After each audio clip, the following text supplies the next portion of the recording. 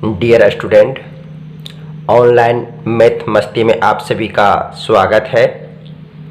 तो आज यहाँ पे वर्ग 10वीं का गणित लेकर के आए हैं और ये वास्तविक संख्या से हम लोग यहाँ पे प्रारंभ करेंगे। तो डियर स्टूडेंट, अगर आप मेरे चैनल पे नए हैं तो आप मेरे चैनल को सब्सक्राइब कर लें और सब्सक्राइब के बगल में बेल आइकन को भी आप ऑन कर लें, ताकि जब मैं इस तरह का क्लास लूँ तो आपके तक नोटिफिकेशन पहुंच पाए। और वीडियो को पूरा देखें, लाइक और शेयर ज़रूर करें। तो चलिए, डोंट बी लेट और गेट टू पॉइंट। तो यहाँ पे सबसे पहला है कि वास्तविक संख्याएं, रियल नंबर। तो रियल नंबर के विषय में जानने से पहले जो आप पिछली कक्षाओं में जो आप पढ़े हैं उनका पुनः एक बार रिवीजन कर लेते हैं। तो सबसे पहले चलते हैं प्राकृत संख्याएं से नेचुरल नंबर्स। तो प्राकृत संख्याएं, नेचुरल नंबर। अब ध्यान में रखिएगा कि गिनती की सभी संख्याएं प्राकृत संख्याएं कहलाती है। जैसे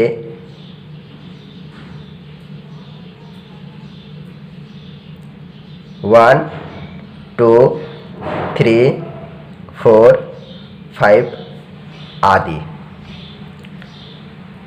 ये सभी प्राकृत संख्याएं हैं। ये ध्यान में रखिएगा।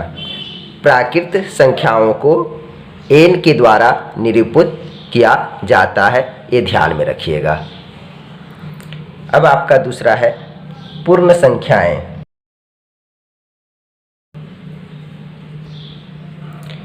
पूर्ण संख्याएं प्राकृत संख्याओं के समूह में यदि शून्य और मिला दिया जाए तो हमें पूर्ण संख्याओं का समूह प्राप्त होता है। जैसे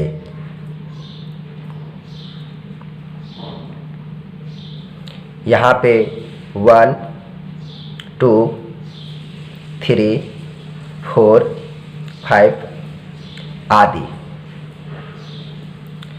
अब इन संख्याओं में ये प्राकृत संख्याएं हैं, इसके पहले अगर शून्य मिला दिया जाए तो अब ये पूर्ण संख्याओं का समूह बन गया। ध्यान में रखिएगा कि पूर्ण संख्याओं के समूह को अंग्रेजी के बड़े अक्षर W से निरूपित किया जाता है, ये ध्यान में रखिएगा। अब चलते हैं,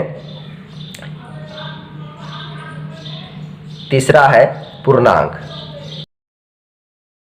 पूर्णांक इंटीजरस, ठीक है। पूर्ण संख्याएं ऋणात्मक संख्याओं के साथ मिलकर संख्याओं का संग्रह बनाती है, जो पूर्णांक कहलाती है। पूर्णांक को अब यहाँ पे ध्यान में रखेंगे कि अगर 1, 0, 1, 2, 3, 4, 5 और यहाँ पे चलते हैं आदि। तो ये पूर्ण संख्या के पहले अगर ऋणात्मक संख्या लगा दिया जाए तो ये आपका बन गया पूर्णांक। ध्यान में रखिएगा कि पूर्णांक में धनात्मक और ऋणात्मक दोनों संख्याओं के समूह को क्या कहते हैं? तो इसे कहते हैं पूर्णांक। अब ये भी ध्यान में रखिएगा कि पूर्णांक में शून्य से बाईं ओर चलने पे हमें ऋणात्मक संख्या प्राप्त होती है, जो शून्य से भी छोटी होती है, और शून्य से दाईं ओर चलने पे हमें धनात्मक संख्या प्राप्त होती है। और हम अगर शून्य से जितनी अधिक दाईं ओर चलते हैं उतना हमें बड़ी धनात्मक संख्या प्राप्त होती है, और शून्य से बाईं जितना अधिक चलते हैं उतना हमें सबसे बड़ी ऋणात्मक संख्या प्राप्त होती है। ये ध्यान में रखिएगा। अब ये भी ध्यान में रखिएगा कि अगर इधर बात करें ये वाला, तो ये ऋणात्मक पूर्णांक है, और यहाँ से बात करें तो ये आपका धनात्मक पूर्णांक है। अब शून्य की अगर बात करें तो शून्य ना तो ऋणात्मक है ना ही धनात्मक है, ये ध्यान में रखिएगा, ना ही धनात्मक है। शून्य ना तो ऋणात्मक होता है ना ही धनात्मक होता है, ये ध्यान में रखिएगा। अब यहाँ पे है आपका परिमेय संख्या। तो ध्यान में रखिएगा कि जो संख्या p बटा q के रूप में लिखा जा सके, जहाँ p और q पूर्णांक है तथा q शून्य के बराबर नहीं हो, तो उसे परिमेय संख्या कहते हैं या परिमेय संख्या कहलाती है। ये ध्यान में रखिएगा। यहाँ पे 3/4 बात करें या 5/3 बात करें या 0/2 बात करें, तो यहाँ पे p बटा q के रूप में लिखा जा सकता है इसे, और q 0 के बराबर नहीं है, तो ये परिमेय संख्या है। यहाँ पे अंश 3 है और हर 4 है, यहाँ पे अंश 5 है और हर 3 है, अंश यहाँ पे 0 है और यहाँ पे 2 है। यहाँ पे अंश जो है आपका p और q, तो इस रूप में अगर हम लिख सकते हैं, और जो हर है वो 0 के बराबर ना हो, तो ऐसी संख्याएं परिमेय संख्याएं कहलाती है। ध्यान में रखिएगा कि परिमेय संख्याएं ऋणात्मक भी हो सकती है और धनात्मक भी हो सकती है। ध्यान में रखिएगा, ऋणात्मक परिमेय संख्या अगर 3/4 कहे तो ये ऋणात्मक परिमेय संख्या हो जाएगा। अगर यहाँ पे 7/-5 कहें तो ये ऋणात्मक परिमेय संख्या हो जाएगा। अब अगर धनात्मक की बात करें तो अगर दोनों अंश और हर में दोनों में अगर माइनस का चिन्ह हो तो ये धनात्मक कहलाएगा, तो ये धनात्मक परिमेय संख्या हो जाएगा। या 4/5 ये भी धनात्मक परिमेय संख्या हो जाएगा, ये ध्यान में रखिएगा। ठीक है। अब यहाँ पे अपरिमेय संख्या देखते हैं। ये क्या है कि जिसे हम p बटा q के ऐसी संख्याएं जिसे p बटा q के रूप में हम नहीं लिख सकते हैं, तो ऐसे संख्याएं जो हैं वो अपरिमेय संख्याएं कहलाती है, ये ध्यान में रखिएगा। अपरिमेय संख्याएं की बात करें तो √2, √3, √5, √7 या पाई इत्यादि जो है ये क्या है, इत्यादि ये अपरिमेय संख्याएं हैं। अब ध्यान में रखिएगा कि पाई का मान जो 22/7 है, ये जो है ये परिमेय संख्या है। ध्यान में रखिएगा, ये क्या है, परिमेय संख्या है, ये ध्यान में रखिएगा। पाई आपका अपरिमेय संख्या है, लेकिन पाई का जो मान 22/7 है वह परिमेय संख्या है, ये ध्यान में रखिएगा। ठीक है डियर स्टूडेंट, तो अब यहाँ पे है आपका वास्तविक संख्याएं, रियल नंबर। ध्यान में रखिएगा कि वास्तविक संख्याओं के अंतर्गत प्राकृतिक संख्याएं, पूर्ण संख्याएं, पूर्णांक, परिमेय संख्याएं, अपरिमेय संख्याएं, ये सभी इसके अंतर्गत आते हैं, ये ध्यान में रखिएगा। ठीक है। अगर बात करें तो प्राकृतिक संख्याएं, अब इसके यहाँ पे बात करें तो पूर्ण संख्याएं, आप देख सकते हैं आरेख। अब बात करें तो पूर्णांक और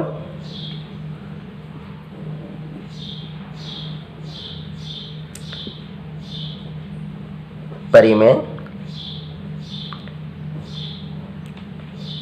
संख्याएं, ये सभी इसके अंतर्गत आते हैं, ये ध्यान में रखिएगा। और अपरिमेय संख्या भी इसके अंतर्गत आता है। तो वास्तविक संख्याएं के अंतर्गत प्राकृत संख्याएं, पूर्ण संख्याएं, पूर्णांक, परिमेय संख्याएं और अपरिमेय संख्याएं, ये सभी वास्तविक संख्याएं के अंतर्गत आते हैं, ये ध्यान में रखिएगा। चलिए अब यहाँ पे देखते हैं कि यूक्लिड विभाजन प्रेमिका। तो यूक्लिड विभाजन प्रेमिका क्या है? तो प्रेमिका एक सिद्ध किया हुआ कथन होता है और इसे एक अन्य कथन को सिद्ध करने में प्रयोग किया जाता है। जैसे कि यहाँ पे अगर हम मान लें 23 और 5, तो यहाँ पे 23 5 से बड़ा है, ये ध्यान में रखिएगा। तो इसे अगर भाग दिया जाए 23 को 5 से, तो 5 चक यहाँ पे हो गया आपका 20 और यहाँ पे आ गया 3। तो इसे 23 बराबर 5 गुने 4 प्लस 3 के रूप में हम इसे लिख सकते हैं। तो यहाँ इसे लिख सकते हैं कि 0 से बड़ा है 3 या बराबर और 3 से बड़ा 5 है, यहाँ पे ये हम लिख सकते हैं। तो इस प्रकार से अगर देखा जाए तो यहाँ पे अगर ए और बी दो पूर्ण संख्याएं ले लें, तो यहाँ पे अगर b को b से a को अगर डिवाइड करें तो हमें जो प्राप्त होगी यहाँ पे अद्वितीय पूर्णांक, तो यहाँ पे q और यहाँ पे r हमें प्राप्त होता है। तो जिसे हम लिख सकते हैं कि a बराबर b into Q plus r, और जो शून्य है आपका, तो शून्य जो आपका शून्य है वो शून्य छोटा है, आपका शून्य क्या है? छोटा है या बराबर है r से, ये ध्यान में रखिएगा। और r छोटा है आपका b से। ये स्टूडेंट आपका यहाँ पे प्रश्नावली 1.1 है और पहला यहाँ पे प्रश्न जो पूछा गया है आपसे वह है कि निम्नलिखित संख्याओं का एचसीएफ ज्ञात करने के लिए यूक्लिड विभाजन एलोगरिथम का प्रयोग कीजिए। और आपका पहला जो प्रश्न है वह पहला प्रश्न है कि 135 और 225 का। तो यहाँ पे 135 जो है वो 225 से छोटी है, ठीक है। तो आप इसे सबसे पहला है ध्यान में रखें कि यहाँ पे आपको 225 लेना है, ठीक है। तो 225 लीजिएगा तो यहाँ पे हो जाएगा आपका 135 गुने, तो सबसे पहले हम इसे इस प्रकार से कर लेते हैं कि यहाँ पे 225 और 135 से डिवाइड देंगे तो यहाँ पे आ जाएगा 135, ठीक है। माइनस करेंगे तो यहाँ पे आ गया 90, तो यहाँ पे जो आया है उसे 1 और प्लस लिख देंगे 90। अब ध्यान में रखना है कि यहाँ पे क्या है कि ये r नॉट इक्वल टू 0, शेषफल तो यहाँ पे शून्य नहीं आया, तो इसका मतलब अगला स्टेप हमको फिर से चलना पड़ेगा।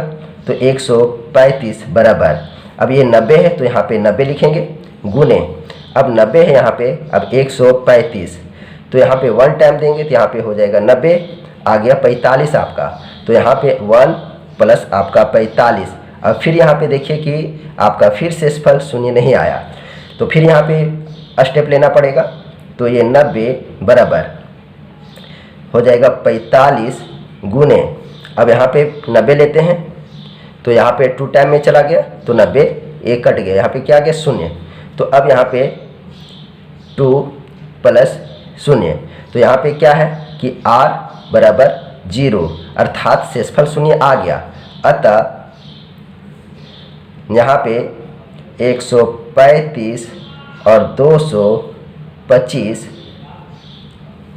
का HCF बराबर आपका आ गया 45। ठीक है, क्या आ गया आपका 45।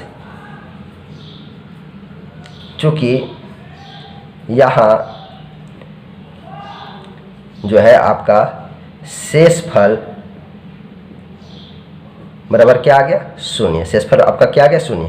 जब यहाँ पे शेषफल 0 आ गया है तो आपका जो आंसर है वह क्या है, HCF क्या है 45। ठीक है, तो डियर स्टूडेंट, आज का जो सेशन है आज यहीं पे समाप्त करते हैं और बहुत ही जल्द आपको नेक्स्ट के सभी प्रश्न करवाएंगे। तो आप हमारे चैनल के साथ बने रहें और हमारे चैनल को आप सब्सक्राइब कर लें, वीडियो को शेयर और लाइक ज़रूर करें। तो आज इतना ही, धन्यवाद।